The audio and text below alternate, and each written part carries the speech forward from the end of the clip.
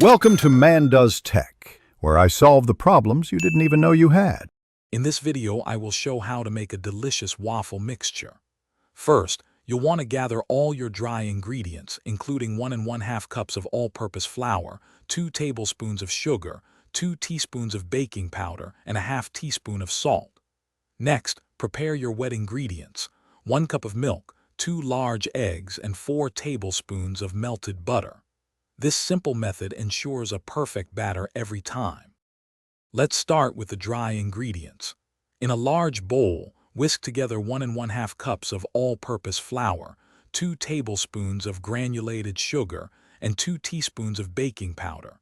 Don't forget to add a 1/2 teaspoon of salt to balance the flavors. Whisk these together thoroughly until they are well combined and there are no visible lumps. This step is crucial for an even texture in your waffles. Now for the wet ingredients.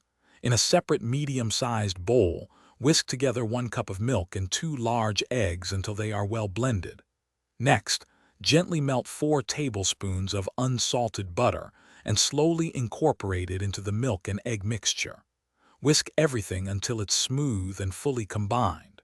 Remember, we want to avoid overmixing to keep the waffles light and fluffy. Finally, it's time to bring it all together. Pour the wet mixture into the bowl with your dry ingredients.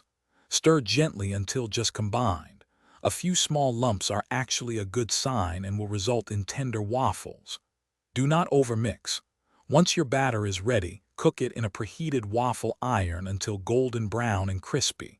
For more great tips and deals, including a link for some amazing socks, check the description below. Enjoy your delicious homemade waffles. Thanks for watching. If you found this helpful, don't forget to like and subscribe.